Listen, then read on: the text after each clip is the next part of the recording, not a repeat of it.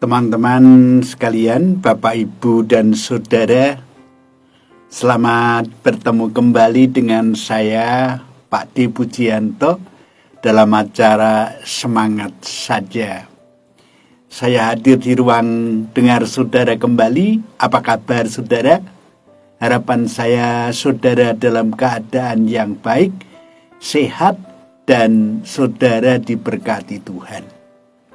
Tetapi apabila saat ini saudara dalam keadaan yang sakit dan harus dirawat di rumah sakit, harap saudara sabar dan tetap bergantung kepada Tuhan. Karena hanya bergantung kepada Tuhan, Tuhanlah yang menyembuhkan, tetapi juga membuat kekuatan di dalam hati kita.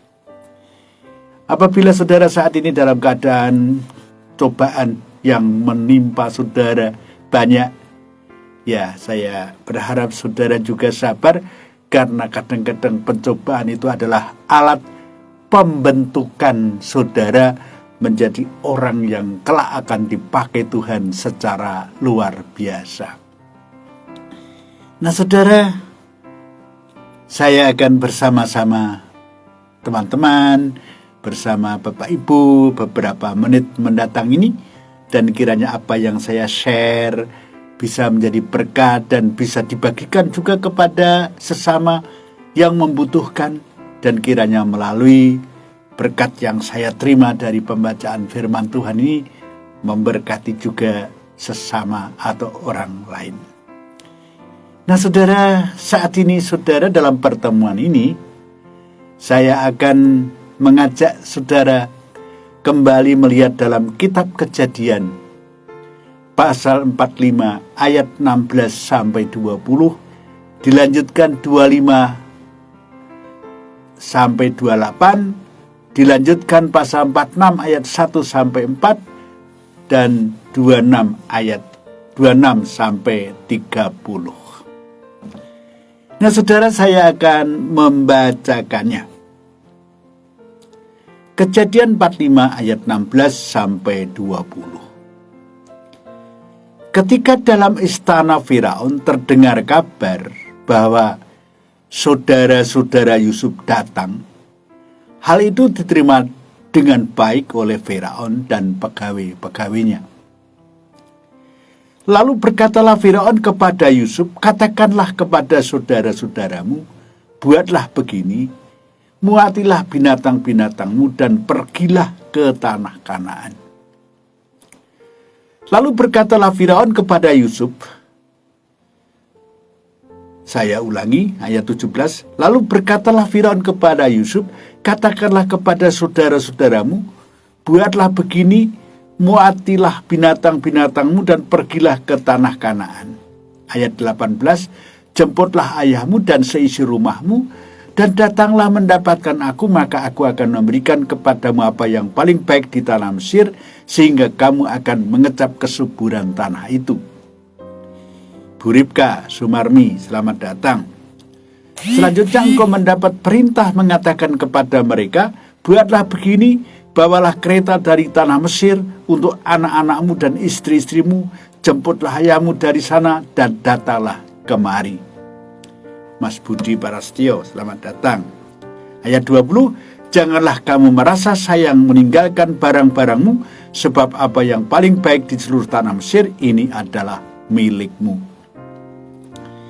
Kita lanjutkan ayat 25 sampai 28, Kejadian 45 ya. Demikianlah mereka pergi dari tanah Mesir dan sampai di tanah Kanaan.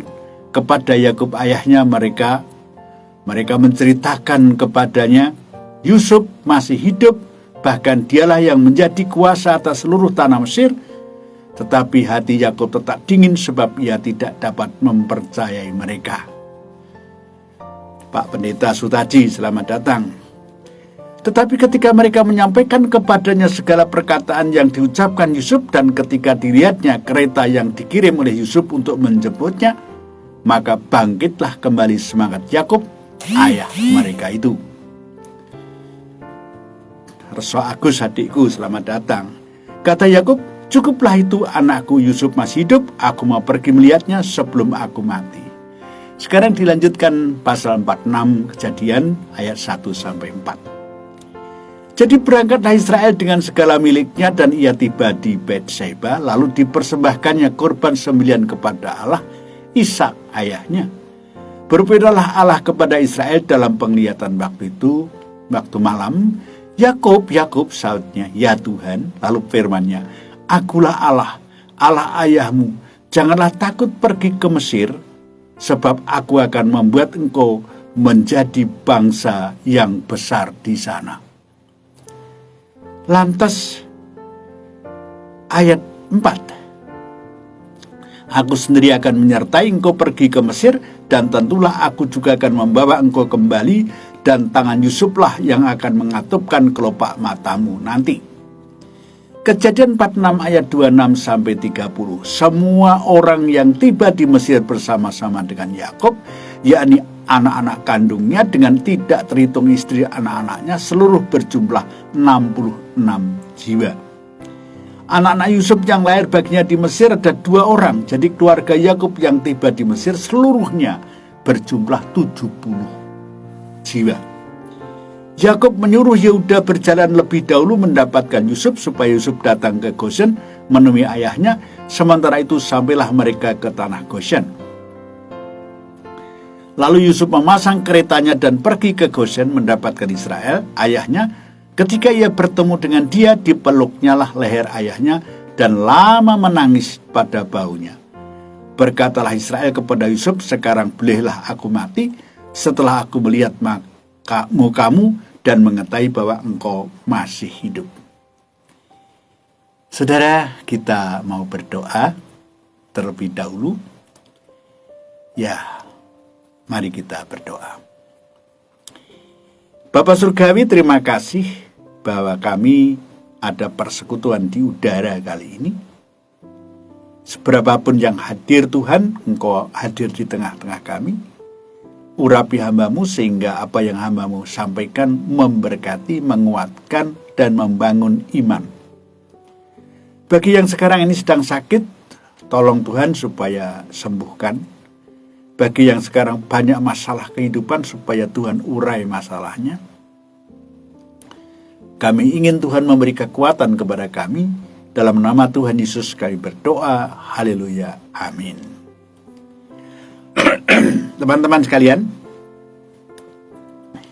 saya harap masih ingat apa yang saya sampaikan dalam pertemuan yang lalu ya, karena saya memang sekarang ini sedang membaca riwayat-riwayat para tokoh yang ditulis di dalam Alkitab kita ini, dan kita belajar bagaimana beriman. Kita juga belajar untuk menjadi peringatan kita sesuatu yang tidak boleh kita ikuti di dalam hidup ini.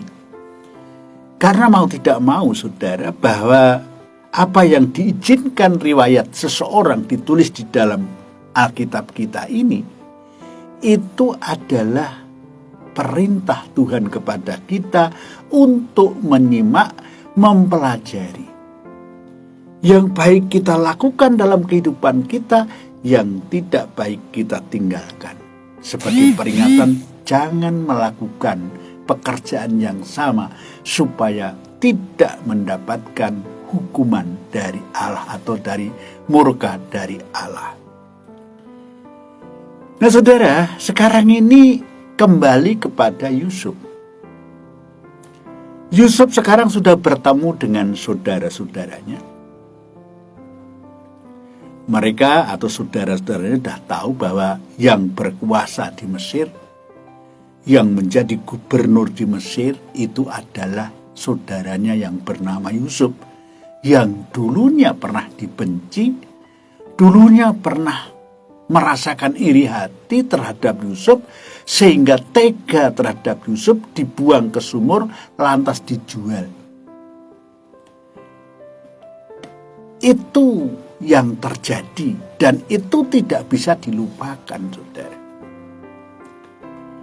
Nah, berikutnya Yusuf ingin semua keluarga berada di Mesir, sehingga saudara-saudara diminta menjemput bapaknya. Kerinduan yang wajar. bagi yang namanya manusia. Berkumpul dengan saudara-saudara, berkumpul dengan keluarga besar, adik, kakak, cucu, cicit, orang tua. Dan itu adalah kerinduan yang wajar. Yusuf sekarang hidupnya sudah enak, kelimpahan, memiliki kuasa, dan dia pasti sudah ukur bahwa saya mampu menghidupi saudara-saudaranya. Saudara, ketika anak-anak Yakub sampai di Kanaan, memberitahukan tentang peristiwa keberadaan Yusuf yang masih hidup di Mesir, Yakub tidak percaya. Yakub hatinya dingin saja, tidak semangat. Mengapa? Karena anak-anaknya itu berkali-kali sudah menipunya. Anak-anak itu berkali-kali sudah durhaka terhadap dia. Mbak Yanti Ungaran, selamat datang. Bu Trusmi, Bu Prihatin, selamat datang dari Cilacap ya, jauh. Nah saudara, sehingga ketika diberitahu, walaupun itu benar, Yakub merasa, anak-anak ini biasa membohong. Pelajarannya, jangan suka menipu. Kalau Anda suka membohongi, maka orang sulit sekali percaya kepada Anda. Seperti Yakub ini, padahal peristiwanya benar. Yang diceritakan benar. Tetapi hati Yakub dingin-dingin saja. Ya karena sudah terlalu banyak ditipu. Nah saudara, setelah melihat kereta-kereta berdatangan dan itu adalah yang membawakan Firaun, maka dia percaya kalau Yusuf bukan orang yang reputasinya baik di Mesir, pasti tidak akan anak-anaknya bisa membawa kereta-kereta seperti itu. Kereta itu adalah kendaraan yang mewah pada zamannya. Tetapi yang luar biasa saudara, Yakub perlu berdoa dulu. Perlu berkomunikasi dengan Tuhan dulu. Bagaimana petunjuk Tuhan? Apakah ketika dirinya pindah dari Kanaan ke Mesir itu menjadi kehendaknya atau tidak? Saudara, ternyata keberangkatan Yakub ke Mesir itu diperkenan Tuhan, bahkan diberi janji bahwa Yakub akan menurunkan bangsa yang besar.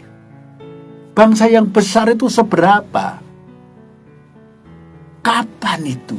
Yakub tidak tahu. Tapi janji itu jelas bahwa anak turunnya akan menjadi bangsa yang besar. Dan Tuhan janji lagi mengembalikan ke tanah perjanjian, tanah Kanaan. Saudara, sama dengan kalau kita itu menerima janji Tuhan, aku akan menyertai kamu senantiasa sampai akhir zaman. Loh, penyertaannya itu seperti apa? Kita kan tidak tahu. Bagaimana bukti penyertaannya? Saudara, Yakub juga mendapat janji anak-anaknya akan menjadi besar, bangsa yang besar. Sebesar apa? Tidak disebutkan. Ketika kembali ke tanah Kanaan, jumlahnya cuma 1 juta saja, kurang lebih segitu. Apakah itu sudah dikatakan bangsa yang besar? Ternyata kan belum. Nah saudara, saya memperhatikan tentang pindahan. Istilah pindah, apakah saudara pernah berpindah-pindah tempat? Saya berpindah-pindah tempat itu sering. Pertama saya mulai jadi orang percaya itu di Bogor. Tuhan memimpin, nuntun, pindah lagi ke Jakarta. Setelah itu pindah lagi ke Solo. Setelah itu pindah lagi ke Batu Malang. Setelah itu pindah lagi ke sebuah desa di Pati, Jawa Tengah. Setelah itu sampai di Batu ini umur sudah kepala 6.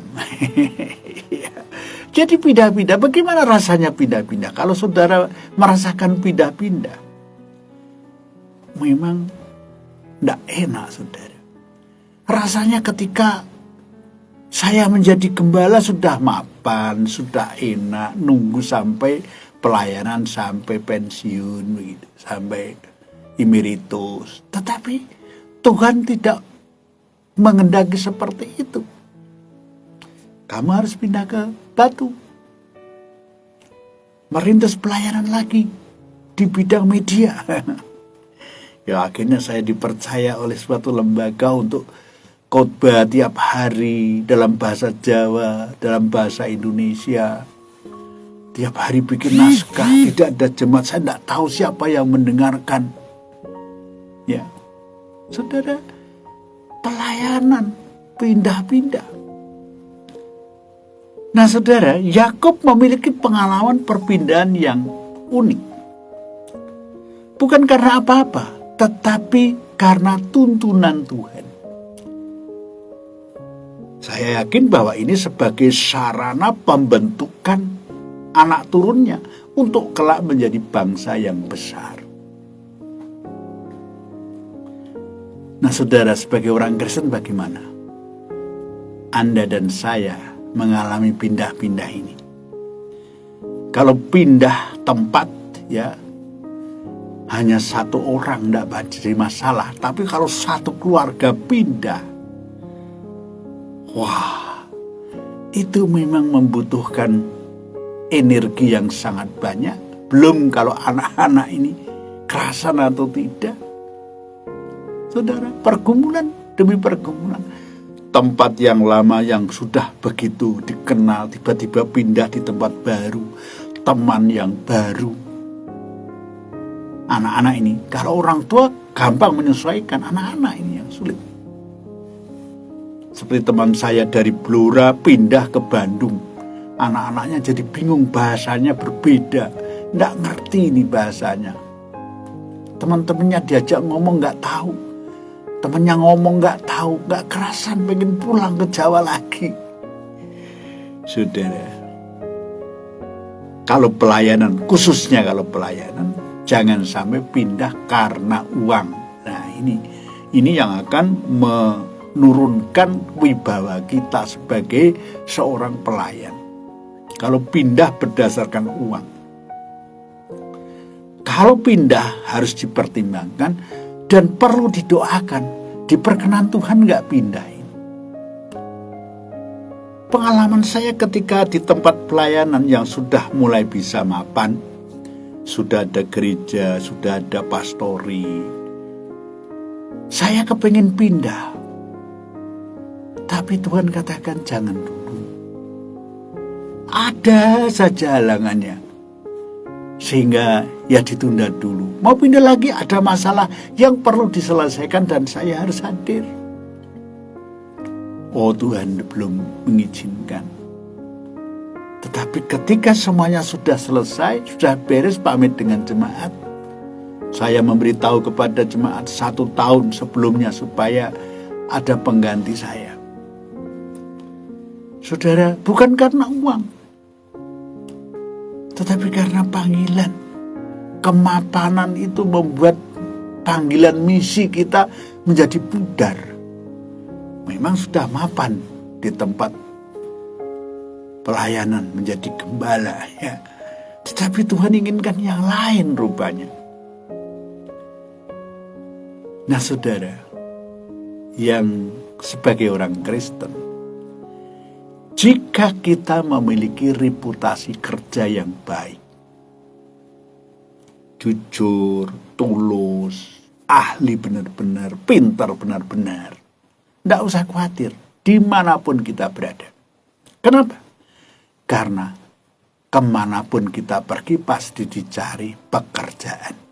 Itulah kegenapan dari Mazmur 23, bahwa berkat Tuhan mengiring orang-orang percaya. Maka dari itu, seperti pengkhotbah mengatakan, apa saja yang ada di depan tanganmu, kerjakan dengan sungguh-sungguh.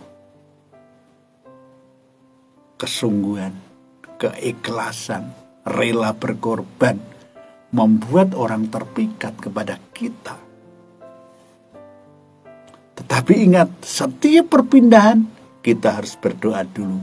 Benarkah Tuhan mengizinkan?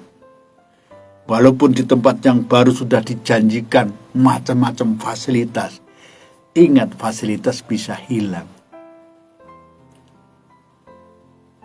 Apa saja yang kelihatan ini di mata kita itu tidak bisa menjamin bahwa itu akan membuat kita damai sejahtera. Yang membuat damai sejahtera, seperti Yakub tadi, berbicara kepada Tuhan dulu, dikenan atau tidak. Kalau dikenan, saudara, berapa lama sih Tuhan memberkati kita?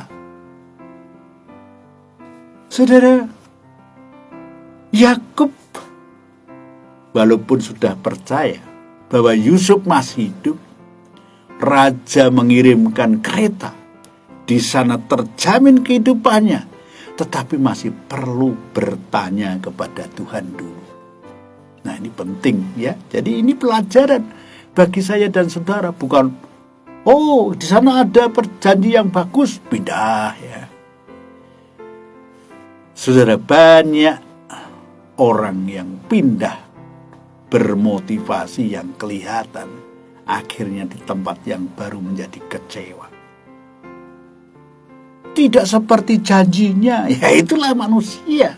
Manusia tuh biasa mengingkari janji itu. Nanti ganti pimpinan, ganti majelis kalau di gereja, berubah aturan. Aturan bagus sih nggak berubah, tapi kalau sudah masalah teknis, ya itu bisa berubah sewaktu-waktu. Dulu saya pernah dijanjikan, kalau nanti Pak Puji jadi pindah ke kota ini dan mau jadi gembala kami, maka kami akan bisa memberi uang persembahan kasih segini, sebutkan. Dibanding dengan saya waktu itu sebagai persembahan kasih, sebagai pelayan, ya jauh. Maka saya berusaha pergi untuk membuktikan. Pertama, ketika rapat bersama, ya itu aturannya akan diberikan segitu, kesepakatannya seperti itu. Buat saya udah yakin, pulang lagi memberitahu sama istri. Tiba-tiba rohaniawan di gereja itu memberitahu kepada saya bahwa keputusannya berubah. Jadi tidak seperti yang dijanjikannya. Ada perubahan sistem, perubahan saya tidak tahu lah. Itulah manusia, contoh manusia yang sewaktu-waktu berubah. Di dunia ini seperti itu. Di dunia ini sewaktu-waktu bisa berubah, yang tadinya kelihatan damai, tenang, tentram, tiba-tiba berubah menjadi kacau balau. Bisa terjadi seperti itu, saudara. Makanya jangan mempercayakan hidup ini kepada dunia. Ya. Nah, saudara, bagi Yakub perpindahan itu merupakan pengalaman baru. Kenapa? Waktu di Kanaan yang dikenal sesembahan itu hanya satu, Allah yang Esa. Dan itulah yang diajarkan kepada anak-anak. Ketika sampai di Mesir, maka sesamanya orang-orang Mesir menyembahnya banyak sekali yang disembah. Perilaku juga berbeda, bahasa juga berbeda, adat juga berbeda, nilai-nilai juga berbeda. Godaannya terlalu banyak untuk bisa, kalau nggak kuat, nggak teguh, ikut mereka menyembah apa saja yang disembah oleh bangsa Mesir pada waktu itu. Saudara yang dikasihi Tuhan, jangan harap di tempat yang baru tidak ada godaan. Ya. Godaan mesti ada. Nah, dalam perjalanan ke Mesir, satu hal yang harus kita belajar bahwa perempuan anak-anak naik kereta, sedangkan laki-laki ya jalan kaki. Sejak awal kita diajar untuk memperhatikan yang lemah. Sejak awal kita diajar untuk memperhatikan yang lemah. Kalau kita sedang kuat, kalau kita sedang kelimpahan, sudah sewajarnya kita memperhatikan yang lemah.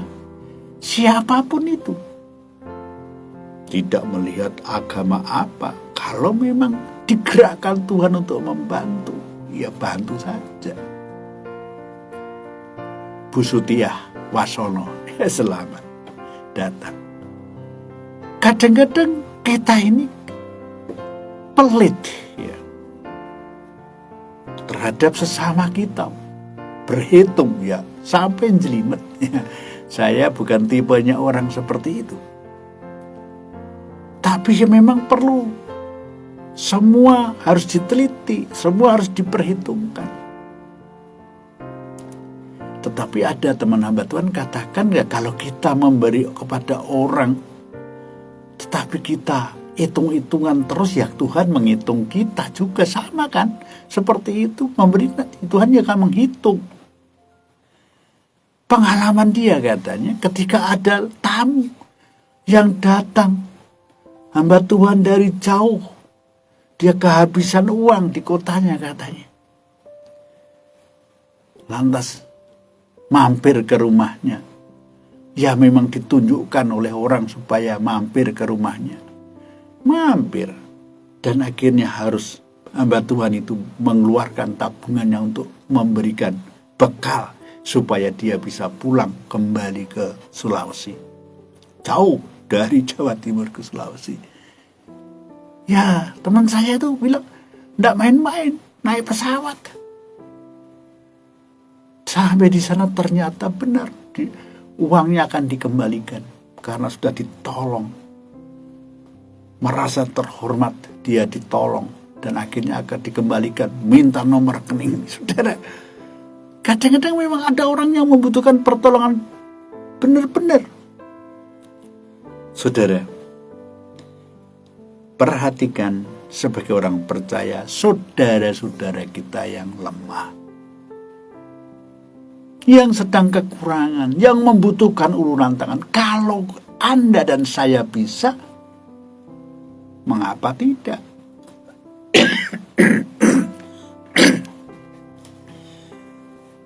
Bapak, Ibu, dan teman-teman sekalian, ayat 29 dikatakan, lalu Yusuf memasang keretanya dan pergi ke Gosen, mendapatkan Israel ayahnya.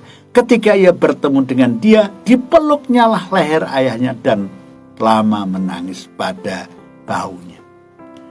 Pertemuan yang sangat mengharukan. Makanya tema kita hari ini, peristiwa yang menggembirakan namun juga mengharukan. Saudara, pernahkah kita mengalami yang seperti itu? Pertemuan lama tidak bertemu. Tiba-tiba dalam situasi yang tidak dibayangkan ada pertemuan, dan itu sangat mengharukan tapi mengembirakan. Karena saking gembiranya Yusuf menangis di bahu bapaknya, berlama-lama di bahunya. 20 tahun saudara tidak ketemu, sekarang ketemu. Dan itu merupakan anugerah yang luar biasa. Nah saudara, bagaimana dengan kita? Ada pelajaran apa dari kita? Ada banyak tadi. Bahwa pada waktunya kita ini tidak harus di sini atau di situ. Artinya jangan sampai kita ini terikat tempat. Apa yang mengikat kita? Yang mengikat Tuhan Yesus. Dunia itu tempat kita. Kita bisa di kota A, bisa di kota B. Pada waktunya kita akan pindah. Dan itu disadari. Jangan menjadi pergumulan yang berat. Dimanapun kita berada, asal kita jujur, sabar, penuh kasih, kaya pengampunan, ramah, simpatik, kita banyak saudara dimanapun kita berada. Bu Sri Astuti, itu yang pertama. Jadi jangan terikat tempat. Yang kedua, sewaktu-waktu kita ini berpisah dengan orang yang kita kasihi, kita tidak bisa mengikat yang kita kasih ini untuk berdekatan dengan kita. Tidak bisa. Pada waktunya kita akan berpisah. Dan itu harus sudah kita siapkan.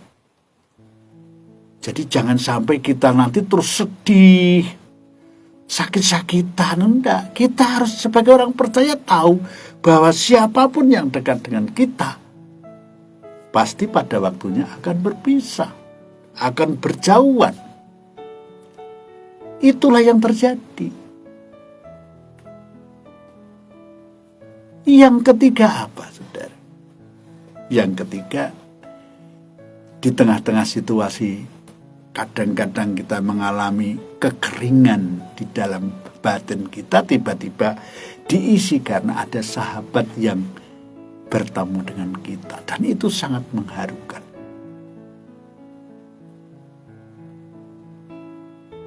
Siap hadapi perpisahan, siap hadapi pertemuan, siap hadapi kehilangan, siap hadapi penerimaan.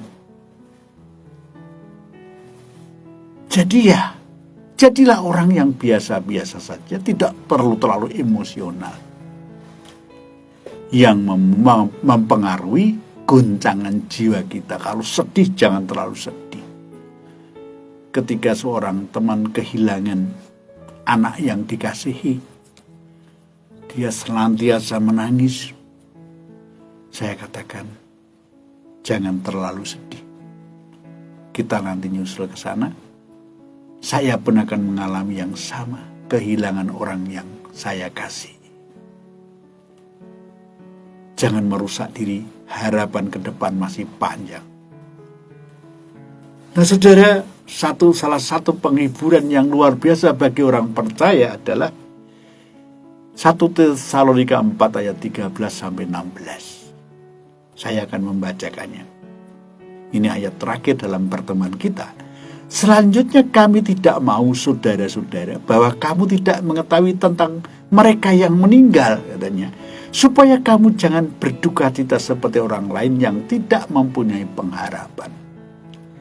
Karena jikalau kita percaya bahwa Yesus telah mati dan telah bangkit, maka kita percaya juga bahwa mereka yang telah meninggal dalam Yesus akan dikumpulkan Allah bersama-sama dengan Dia. Ini kami katakan kepadamu dengan firman Tuhan, kita yang hidup, yang masih tinggal sampai kedatangan Tuhan, sekali-kali tidak akan mendahului mereka yang telah meninggal. Sebab pada waktu tanda diberi, yaitu pada waktu penghulu malaikat berseru dan sangkakala Allah berbunyi, maka Tuhan sendiri akan turun dari surga dan mereka yang mati dalam Kristus akan lebih dahulu bangkit. Kita bertemu di sana. Dan itu kerinduan, kesukaan, keharuan yang tiada taranya nanti. Saudara, kita nantikan waktu itu, tetapi tugas kita saat ini, beritakan berita kesukaan, keselamatan di dalam Yesus. Jangan berhenti, karena memang tugas kita itu menceritakan itu ya. Mari kita berdoa. Bapa Surgawi, kami mengucap syukur kebenaran sudah hamba-Mu sampaikan. Kiranya apa yang hamba-Mu sampaikan memberkati saudara kami ini. Terima kasih Tuhan, dalam nama Yesus Kristus kami berdoa. Haleluya. Amin. Saudara, terima kasih untuk pertemuan kali ini ya. Dan kalau mau melihat di YouTube bisa juga ya, Pagar Pujianto. Jangan lupa like, subscribe. dan share ya, itu sudah mendukung pelayanan saya ya melalui YouTube ya. Terima kasih, Tuhan memberkati, sampai ketemu di lain kesempatan.